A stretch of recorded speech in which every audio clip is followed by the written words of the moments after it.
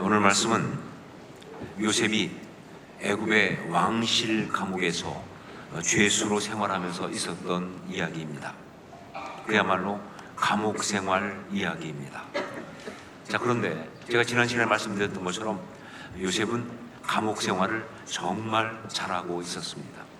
요즘 유행하는 표현대로 하면 슬기로운 감옥 생활을 하고 있었다 하는 얘기죠. 슬기로운 감옥 생활. 자, 그런데 어떻게 그럴 수 있었을까요? 감옥 생활인데 어떻게 그럴 수 있느냐?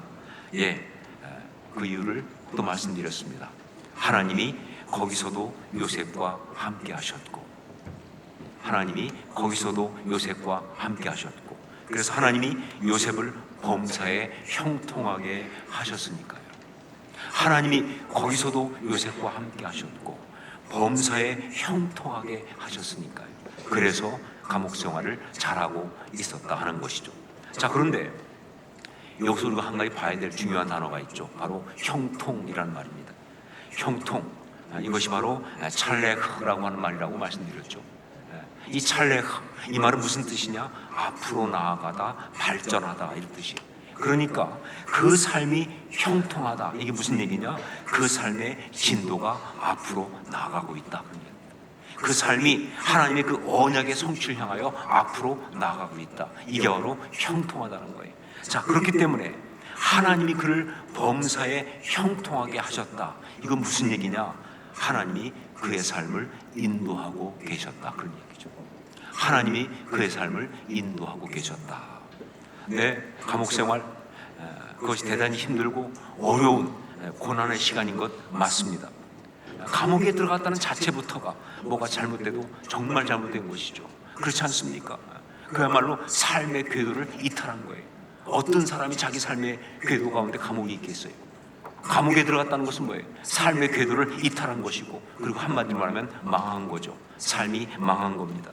그러니까 그 감옥 안에서의 시간은요, 그의 삶에서 정말 무가치하고 비참하고, 그리고 정말 그 삶이 멈춰서는 정도가 아니라 그야말로 뒤로 후퇴하는 그런 시간일 수밖에 없는 거죠.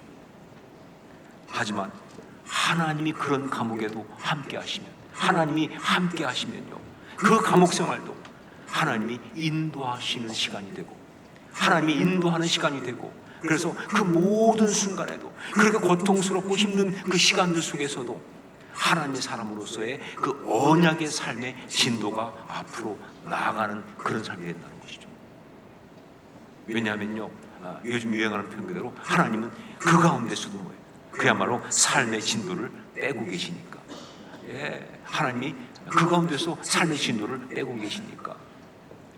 왜냐하면요, 우리 하나님께는 백도가 없기 때문에 그렇습니다.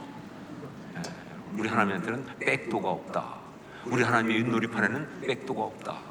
어떤 실패, 어떤 실수, 심지어 돌이킬 수 없는 범죄라고 할지라도 우리 하나님의 손에 들리면요, 그거는 뭐예요? 그 삶이 앞으로 나가는 거예요. 절대로 뒤로 후퇴하지 않습니다. 하나님에게는 백도가 없다.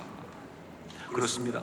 그 감옥 생활 언뜻 볼 때는 망한 것 같고 무가치하고 무의미한 그런 시간처럼 보이지만 사실은 하나님께서 요셉을 인도하시는 기가 막힌 시간이었다. 사실 그 모든 세팅 자체가 하나님의 인도하심의 섭리 가운데 있는 것이었다, 그런 이야기죠. 바로 그것을 오늘 말씀이 너무나 잘 보여주고 있습니다. 우선 요셉이 감옥에 들어갔는데 그 감옥이 다른 감옥이 아니라 왕의 죄수를 가두는 감옥이라 했어요. 왕의 죄수를 가두는 감옥. 이 왕의 죄수를 가두는 감옥, 여기는요 아무나 들어가는 거 아니죠. 정말 어떤 반역죄에 해당할 정도 그런 죄를 저지른 그런 사람으로 가지 않습니까? 자, 그런데 요셉은 어쩌다가 왕실 감옥에 들어가게 되었느냐? 그렇습니다. 바로 바로의 친위 대장인 보디발이 그를 감옥에 집어넣었으니까. 보디발은 자기 아내의 그 거짓말을 듣고 그게 거짓말인 줄 알지만 그러나 요셉을 지켜주지 않았습니다. 요셉을 배신했습니다. 그래서 죽이지는 않고 감옥에 집어넣는데, 그런데 자기가 관리하고 있던 왕실 감옥에다가 보내버린 거예요. 자기가 친위대장이기 때문에. 자, 그런데 이게 바로 우리 하나님의 기가 막힌 신의 한 수인 거예요. 예, 이것이 바로 우리 하나님이 요셉의 삶을 인도하고 싶다는 방증이 되는 겁니다. 자, 보세요. 처음에 요셉의 그 꿈 가운데 들어있던 계시 그대로, 그리고 나중에 요셉이 정말 직접 확인했던 대로, 예, 요셉의 삶은 어떻게 플랜이 되어 있습니까? 애굽의 총리가 되어서. 그래서 뭐예요? 그 이스라엘의 자녀들이, 가족들이 이제 그 요셉 때문에 뭐예요? 기근에서 구출받습니다. 그들의 생명을 구원하려고 구출받습니다. 그뿐 아니죠. 와서 뭐예요? 거기서 큰 민족을 이루죠. 그러다가 때가 되었을 때 출애굽을 해서, 그래서 다시 약속의 땅 가나안에 가서 거기서 하나님의 나라를 세우는, 그것이 바로 하나님의 뜻이었고요. 그게 하나님의 섭리였고요. 바로 그것이 요셉에게 주신 약속이었습니다. 언약이었습니다. 자, 그런데 바로 그 뜻 언약을 이루기 위해서 이 왕실 감옥으로 들어와야 했던 것이다. 그 일을 위해서 이 왕실 감옥으로 들어와야 했던 것이다. 왜냐하면요, 와서 누굴 만나야 하기 때문에 술 맡은 관원장과 떡 맡은 관원장을 만나야 하니까. 여러분, 술 맡은 관원장, 히브리어는 마슈케라는 말 쓰죠. 영어로는 컵베어러라는 말 씁니다. 이 사람 절대 바텐더가 아닙니다. 술잔 따로 다가온 사람이 아니에요. 떡 굽는 관원장, 히브리어로 아파, 뭐 영어로는 베이커죠. 이 사람은 절대로 그냥 빵집 주인은 아니에요. 꿈녀 주인은 아닙니다. 이 사람들은요 굉장히 중요한 사람들. 그러니까 바로가 가장 신임하는 실세 중에 실세들. 왜냐하면요, 그 당시 옛날에 그 왕들이 가장 위험한 게 뭐예요? 독살당하는 거죠. 그렇기 때문에 자기가 정말 믿는 사람 아니고는 절대 자기의 술잔을 맡기지 않아요. 그 사람이 주는 술잔만 마시는 거예요. 그 사람이 차려주는 식탁에서만 밥을 먹어요. 그게 술 맡은 관원장이고, 그게 떡 굽는 관원장이에요. 그러니까 정말 그 왕의 가장 측근이에요. 가장 신받는 실세 중에 실세예요. 그러니까 보통 같으면요, 요셉이 만나고 싶어도 만날 수 있는 사람들이 아니에요. 그런데 왕실 감옥에 있으니까 만났다는 것이죠. 그러니까 감옥에 들어오는 이 고난이 그 순간은 이게 뭐지 싶었겠지만 정말 기가 막힌 하나님의 인도하심이었다는 것이죠. 여러분, 인생을 제대로 보면 정말 그렇습니다. 우리 생각에는요, 잘못된 것 같고, 심지어 일이 안 풀려도 어떻게 이렇게 안 풀릴 수가 있느냐, 그렇게 싶을 정도로 원망스럽기도 하고 망한 것 같은 그런 생각이 들 수도 있지만, 그러나 지나고 보면요, 엄청난 축복이었던 것을 발견할 때가 있습니다. 정말 지나고 보면 정말 그야말로 나의 삶을 인도하시는 신의 한 수 같은 하나님의 어떤 그런 섭리였다는 것을 발견할 때가 너무 많아요. 내가 만일 하나님의 인도하심 가운데 그것을 살아냈다면 말이죠. 힘들지만 내가 하나님의 인도하심 가운데 그걸 살아냈다고 한다면요, 발견하게 되는 거예요. 그게 축복이었다는 것을, 그게 하나님의 섭리였다는 것을. 자, 그런데 요셉을 향한 하나님의 기가 막힌 인도하심의 역사인 오늘 말씀을 묵상하다가 제가 문득 한 가지 발견한 것이 있었습니다. 지금까지도 생각 안 했었는데 이번에 말씀 묵상하는데 갑자기 새삼스럽게 깨달은 것이 있어요. 그 뭐냐? 오늘 말씀 보니까 어느새 요셉이 꿈을 해석하는 사람이 되어 있다는 사실이었어요. 어느새 요셉이 꿈을 해석하는 사람이 되어 있다는 사실. 우리 8절 말씀을 함께 읽겠습니다. 8절 같이 읽습니다. 그들이 그에게 이르되 우리가 꿈을 꾸었으나 이를 해석할 자가 없도다. 요셉이 그들에게 이르되 해석은 하나님께 있지 아니하니이까 청하건대 내게 이르소서. 여러분, 지금도 꿈은요 아무나 해석할 수 있는 게 아니죠. 그렇지 않습니까? 그냥 뭐 들어보고 개꿈이네 이 정도는 몰라도 말이죠, 제대로 의미 있게 말하려면 그거 아무나 할 수 있는 거 아니잖아요. 하물며 그때 시대에는 더 말할 필요가 없는 것이죠. 특별한 사람만이, 즉 하나님의 영에 감동된 그런 사람만이, 그런 영적인 권위를 가진 사람만이 꿈을 해석할 수가 있었던 것이죠. 자, 그런데 오늘 말씀 보니까 요셉이 너무나 자연스럽게 꿈을 해석해 주겠다고 이야기하는 거죠. 주제에 요셉이 너무 자연스럽게 꿈을 해석해 주겠다고 이야기하고 있고요. 더 놀라운 게 뭐냐? 그들이 요셉한테 자신의 꿈 이야기를 자연스럽게 해주면서 그러면서 해석을 해달라고 부탁하는 걸 볼 수가 있습니다. 이게 무슨 뜻이냐?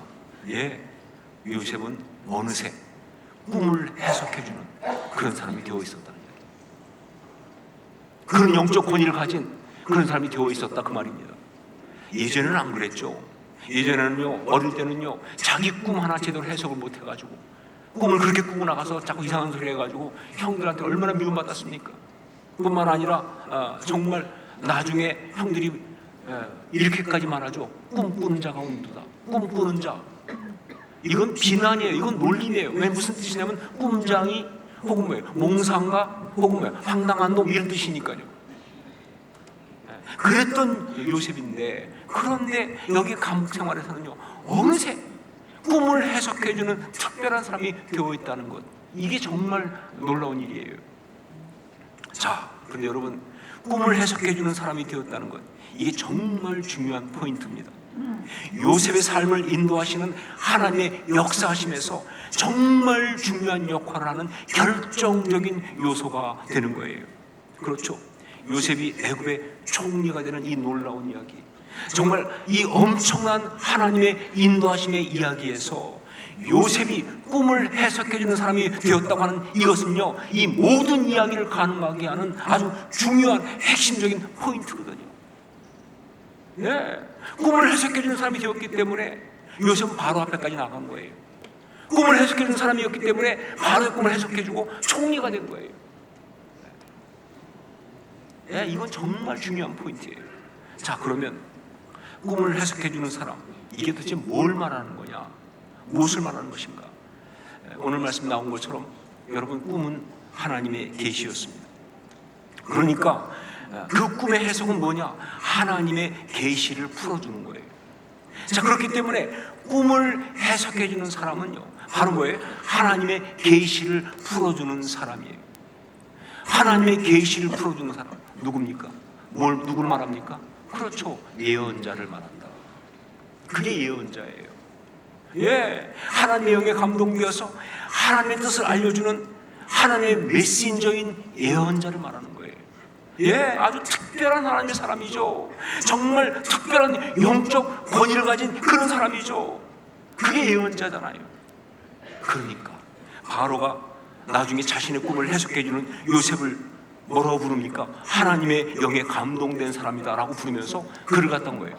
주저없이 애굽의 총리를 세우는 거예요.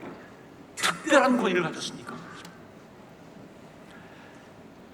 여러분, 오늘 우리가 여기 하나님이 요셉의 삶을 인도하시는 이 놀랍고 아름다운 이야기를 보면서 반드시 보아야 할 게 이겁니다. 요셉이 어느새 예언자가 되어 있었다는 사실, 이겁니다. 요셉이 어느새 예언자가 되어 있었다는 사실. 왜냐하면요, 이것은 요셉의 삶을 인도하시는 우리 하나님의 인도하심과 그 은혜의 핵심이고 절정이고 하이라이트고 최고의 축복이거든요. 여러분, 하나님의 사람이 하나님의 그 인도하심 가운데 받을 수 있는 최고의 축복은요, 물질을 얻는 게 아니죠. 권력을 얻는 게 아니죠. 어떤 일을 성취하는 것이 아니죠. 그가 예언자가 되는 거예요. 그런 영적 권위를 갖는 거예요. 더 이상 어떤 축복이 있을 수가 있겠습니까? 그가 하나님의 사람인데, 하나님의 특별한 사람인데, 그런 영적 권위를 갖고 있다고 한다면, 이게 가장 중요한, 가장 놀라운 그런 축복이 되는 거예요. 자, 그러면 요셉은 어떻게 그런 예언자가 되었는가 하는 것이죠. 요셉은 어떻게 그런 예언자가 되었는가? 혹시 그 사이에 야간 신학교를 다녔나? 그거 아니잖아요, 그렇죠? 혹은 온라인으로 신학교를 했나? 그것도 물론 아닐 것이고요. 무슨 특별한 영성 훈련에 참석한 적이 있나? 그것도 아니고, 뭐 하나님의 불이 그에게 임하는 어떤 영적 사건이 있었는가? 그것도 아닌데, 그런데 보디발의 집에서 노예로 있을 때는요, 그렇게 잘 드러나지 않던 그것이 여기 감옥에 와 있으면서 꿈을 해석해 주는 사람, 즉 예언자가 된 것은 도대체 어떻게 된 것이냐. 네. 요셉은 사실 그 사이에 신학교에 다녔습니다. 예, 그 사이에 신학교에 다녔습니다. 바로 감옥이라고 하는 고난의 신학교를 다녔다가, 감옥이라고 하는 고난의 신학교를 다녔다. 제가 농담하는 줄 아세요? 아니요, 진짜입니다. 제가 지금 농담하는 게 아니에요, 진짜예요. 여러분, 신앙의 사람에게는요, 그가 진정한 신앙의 사람이라고 한다면 고난은 다 신학교예요. 고난은 다 신학교입니다. 특별한 하나님의 사람, 예언자가 되게 하는 그런 신학교가 바로 고난이에요. 그게 신앙인이에요. 여러분, 신앙의 사람에게는요, 나를 힘들게 하고 내게 상처 주는 그런 사람들이 사실은 다 뭐예요? 나의 영적 훈련을 위한 조교들이잖아요. 그렇죠? 아, 모르셨어요? 이 중요한 사실을? 예, 맞습니다. 내 주변에요, 어떻게 저런 인간을 만나서 어떻게 저런 것이 나와 함께 조교님이세요. 그런 사람 있으면 앞으로 조교님이라고 해서 부르세요. 예, 나의 영적 훈련을 해서 정말 준비된 조교 아닙니까? 예, 그런 것처럼 말이죠. 고난의 상황은 나를 진정한 하나님의 사람, 예언자가 되게 하는 그러한 신학교가 된다 하는 것이죠. 자, 어떻게 그렇게까지 말할 수 있느냐? 어떻게 그렇게 되느냐? 그것은요, 신앙의 사람이 고난을 겪게 되면 하나님께 묻지 않을 수 없는 질문이 있어요. 예, 그가 고난을 겪게 되면요, 그가 신앙의 사람이라면 하나님께 묻지 않을 수 없는 질문이 있어요. 이거는요, 시대를 막론하고 모든 신앙인들이 다 물을 수밖에 없었던 그러한 질문이고, 바로 그것은 동시에 그들의 기도였습니다. 그들의 간구였습니다. 자, 그것이 무엇이냐? 시편 22편. 여러분, 시편 22편은 어떤 시편입니까? 예, 시편에 나오는 탄원시 중에 대표적인 시편이죠. 탄원시. 바로 거기에 나오는, 우리 예수님께서도 십자가상에서 인용해서 부르짖으셨던 바로 그거예요. 뭐예요? 엘리 엘리 라마 사박다니. 엘리 엘리 라마 사박다니. 나의 하나님 나의 하나님 어찌하여 나를 버리셨나이까. 이 질문이에요. 이 기도예요. 예, 신앙의 사람이라면 고난 가운데 빠졌을 때 그렇게 기도할 수밖에 없는 겁니다. 세상 사람은 그냥 원망하고 비난하고 분노하고 좌절하고 자기를 파괴하고 그러고 그냥 끝나버리지만, 신앙의 사람은요, 고난이 오면 가장 먼저 그리고 가장 많이 이 질문, 이 기도를 할 수밖에 없어요. 왜냐하면요, 그 순간 가장 고통스러운 것이 뭐냐? 하나님 나를 버리셨는가? 도대체 하나님의 뜻은 무엇인가? 이걸 알 수 없다는 게 가장 고통스럽거든요. 예, 하나님 어떻게 이럴 수 있습니까? 하나님 도대체 왜 제게 이러십니까? 하나님의 뜻은 무엇입니까? 하나님 나를 버리셨습니까? 더 심할 때는 하나님 계시긴 계십니까? 하나님 어디 계십니까? 도대체 이 질문을 할 수밖에 없는 거예요. 자, 그런데 여러분 보세요. 그렇게 하나님께 묻고 또 묻게 되니까, 이것이 뭐라고 그래서 기도라고 그랬죠?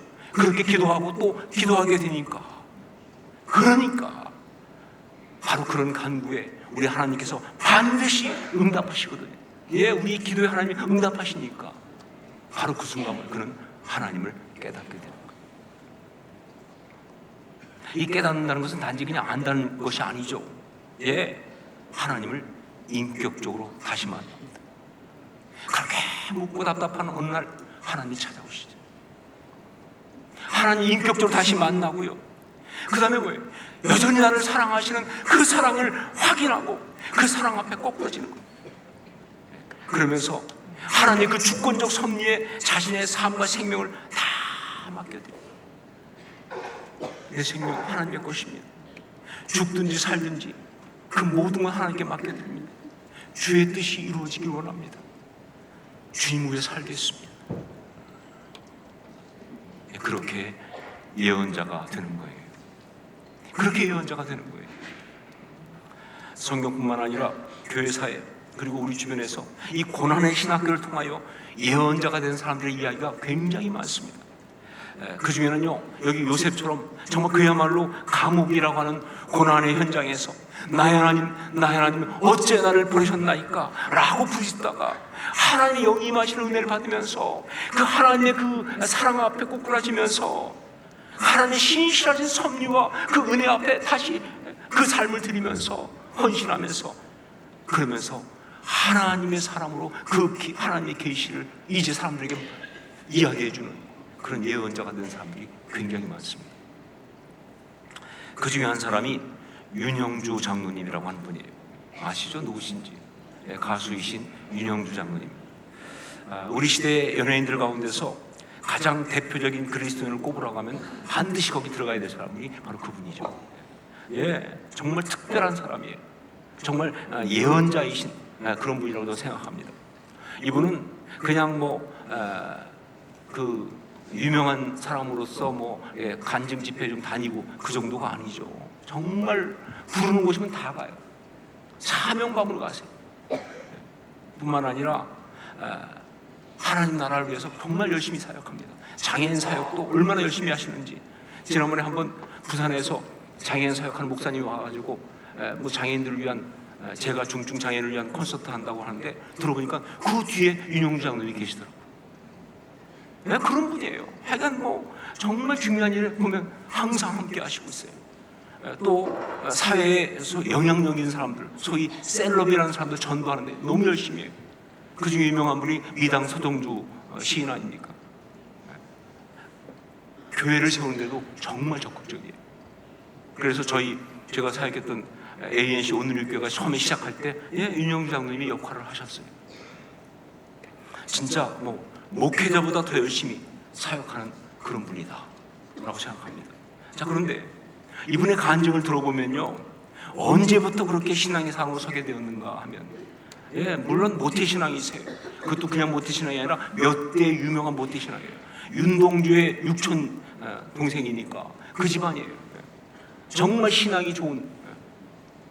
하지만 이분이 진짜 하나님의 사람으로 서게 된 것은요, 자기가 잘 나가다가 나름 그러다가 1975년 대마초 사건으로 감옥에 들어가는 고난을 겪으면서 그러면서 서게 된 겁니다.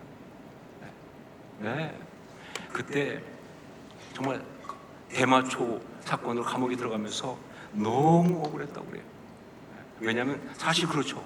그거는 일종의 정치적 어떤 그런 사건이었거든요. 그러니까 그 당시 유신 정권에서 사람들한테 충격을 주기 위해서 한 200명의 연예인들 대마초 사람을 잡아들였어요. 근데 윤영주 장로님은 자기는 대마초를 한 적이 없다는 거예요. 다만 같이 어울리는 그 연예인 중에서 대마초 하는 사람이 있었는데 자기 생일 파티 때 생일 선물이라고 이렇게 나눠준 무슨 봉투가 있었대요. 거기에 대마초가 들어있었대요. 그걸 갖다가 집에다 놨는데 나중에 딱 검사하면서 그게 집에서 발견되니까, 그래서 윤영주 장로님의 진짜 제목은 대마초 소지죄입니다. 그래서 감옥에 들어갔는데, 그러나 그 중에 대표적인 분이었으니까 그 어떤 그런 그 수모와 그 절망은 말할 수가 없었죠. 하루 아침에 바닥에 떨어져요. 그 좋은 집안에 잘 나가는 인기 있는 사람이 그냥 하루 아침에 그냥 바닥에 떨어져 가지고 완전히 파렴치한 그런 그 마약 중독자로 돼버리니까 말이죠. 이건 어떻게 살 수가 없는 거예요. 내가 이제 어떻게 살아야 되느냐? 살 수가 없는 거예요. 그래가지고 정말 비참해서 죽고 싶었다고 해요. 아니 실제로 죽으려고 했다고 해요. 그래서 그 구치소에 있으니까 어떻게 할 수 없으니까 유리 조각을 구했다고 그래요. 누구한테 얘기하고. 그래서 그 유리 조각을 갖다가 숨겨가지고 동맥을 그으려고. 실제 날짜까지 다 잡고 내가 이제 죽어야겠다 생각하고 그렇게 시도했던 것이죠. 정말 그냥 죽어야 이게 끝나지 싶은 거예요. 그런 순간 앞에 캄캄한 터널이 보이더라는 거예요. 그냥 그쪽으로 들어가고 싶었어요. 자, 그런데 그렇게 죽으려고 하는 어느 날 구치소 바닥에 누워서 이렇게 죽을 생각을 하고 있는데 이렇게 들어오는 어떤 그 창문에서 들어오는 빛으로 바닥에 놓여있는 성경책이 보이더라고요. 근데 그 성경책이 어떤 거냐면 윤영주 장로님 어머니가 면회 와가지고 주고 가신 거예요. 근데 그때 마음이 강팍하니까 받아가지고 집어던졌대요. 이게 무슨 소용이냐 지금. 그래가지고 그 성경책이 구치소 바닥에서 몇 날을 뒹굴었어요. 어떤 사람은 배구자기도 하고 어떤 사람은 발로 차기도 하고 뭐 그러다가 거기 딱 그냥 떨어져 있는데 그게 딱 이 창문 빛이 비치는데 그 순간 갑자기 마음속에 한번 읽어보고 싶다는 생각이. 왜 읽어보고 싶었냐면요, 도대체 내가 뭐 어떻게 해서 이렇게 됐는지 그 뜻을 좀 혹시 알 수 있을까 싶어서. 그게 바로 뭐예요? 엘리 엘리 라마 사박단이죠. 나의 하나님, 나의 하나님 어찌하여 나를 버리셨습니까? 그 질문이죠. 그래서 그 성경책을 가지고 읽기 시작하는데 처음에 창세기부터 읽는데 뭐 잘하는 이야기죠. 뭐 이분이 뭐 어릴 때 교회 다녔으니까. 그런데 그 하나님 천지를 창조하신 이야기를 보는데 새롭게 새삼스럽게 하나님을 만나기 시작한 거예요. 그 다음에 인간의 그 죄의 이야기, 범죄 얘기가 나오는데 정말 그게 바로 자기가 그런 죄인이라는 사실을 깨닫기 시작하고, 그런 죄인을 갖다가 정말 그 진노하시고 심판하시지만 그러면서도 용서하시고 사랑하시는 하나님을 보면서 그 사랑이 자기한테도 해당된다는 사실을 깨닫다가 그렇게 말씀을 읽어가다가 이사야서에 이르러서 바로 이 말씀, 너는 두려워하지 말라. 내가 너를 구속하였고 내가 너를 지명하여 불렀나니 너는 내 것이라. 이 43장 1절 말씀에서 꼭 그러죠. 침낭 속에 들어가가지고 입을 틀어막고 통곡하면서 하나님 앞에서 거꾸로 섰어요. 왜? 다른 거 아니죠. 하나님 나를 아직도 사랑하신다는 사실.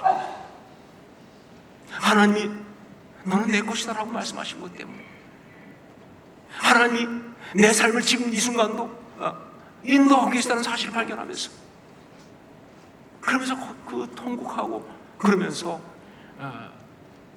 그 하나님 앞에 자기 삶을 드렸습니다. 이제 하나님 당신 뜻대로 살겠습니다. 내 뜻대로 내 마음대로 살지 않고 하나님 뜻대로 살고 싶습니다. 하나님의 몸을 위해 살고 싶습니다. 그러면서 그분이 예언자가 된 겁니다. 사랑하는 여러분, 오늘 말씀 하나님께서 요셉을 인도하셨던 이 감옥 생활의 이야기를 통해서 성령께서는 우리에게 두 가지의 메시지를 주고 계십니다. 하나가 뭐냐? 하나님이 나의 삶을 인도하고 계심을 고백하십시오 라는 겁니다. 하나님이 나의 삶을 인도하고 계심을 고백하십시오. 네, 여러분, 살다 보면 정말 이해가 안 될 수 있어요. 뭐가 뭔지 알 수가 없어요. 정말 이게 하나님 도대체 왜 이러시는지. 그러나 여러분, 그 모든 순간에 믿음의 사람은 그래도 믿음으로 고백합니다. 하나님의 섭리가 이 가운데도 있음을 믿습니다. 하나님이 나의 삶을 인도하고 계시다는 사실을 믿음으로 깨닫고 고백으로 결단하실 수 있기를 주님을 축원합니다. 첫 번째 메시지, 신앙은 그런 거예요. 하나님이 나의 삶을 인도하고 계심을 고백하십시오. 두 번째 메시지가 뭐냐? 예언자가 되십시오. 예언자가 되십시오. 살면서 정말 삶이 이해가 되지 않으면 하나님께 물어보세요. 아니, 이해가 돼도 하나님께 물어보세요. 하나님의 뜻이 무엇인지, 하나님의 섭리가 무엇인지. 특별히 고난과 어려움이 있으면요, 반드시 하나님께 물어보세요. 묻되 정말 중간에 포기하지 마세요. 너무 많은 사람들이 하나님께 묻는데 자기가 먼저 포기하고 자기가 결론 내려오는 사람이 너무 많아요. 그건 아니죠. 하나님께 왜 하나님이 이러시는지, 하나님의 뜻이 무엇인지, 하나님의 섭리가 무엇인지 제가 분명히 말씀드립니다. 그렇게 묻고 또 물으면 반드시 하나님의 은혜를 응답으로 받을 줄로 믿습니다. 하나님이시니까. 뭘 아는, 깨닫는 그런 식으로 오기도 하지만 그냥 그 상관없이 사실 몰라도 괜찮아요. 하나님을 만나면 딱 해결되니까. 그 사랑을 받고 그 은혜를 받고 그리고 하나님이 나를 사랑하신다는 그 사실을 발견하면서 내 삶을 향한 하나님의 주권과 그리고 이 삶을 향한 하나님의 섭리와 인도하심을 온전히 믿음으로 확인하고 고백하면서, 그러면서 예언자가 되는 겁니다. 사랑하는 여러분, 모두가 다 예언자가 될 수 있기를 주님을 축원합니다. 몇몇 특별한 사람이 아니에요. 다 모두가 다 예언자가 되십시오. 그리고 삶의 모든 자리를 통하여 무엇보다 먼저 예언자가 되십시오. 여러분, 뭘 이루는 거 중요하지 않아요. 뭘 하는 게 중요하지 않아요. 먼저 예언자가 되십시오. 특별히 고난의 현장, 어려움의 시간을 통해서 반드시 예언자가 될 수 있기를 주님을 축원합니다. 하나님께 물으세요. 하나님께 물으세요. 먼저 포기하지 말고 하나님께 끝까지 물으세요. 예언자가 될 줄을 믿습니다. 이 두 가지 메시지를 붙들고 이 시대 가운데 요셉과 같은 신앙의 사람으로 언약의 길을 끝까지 걸어가실 수 있기를, 아름답게 살아가실 수 있기를, 무엇보다 영적 권위를 가지고 살아가실 수 있기를 주의 이름으로 축원합니다. 기도하겠습니다.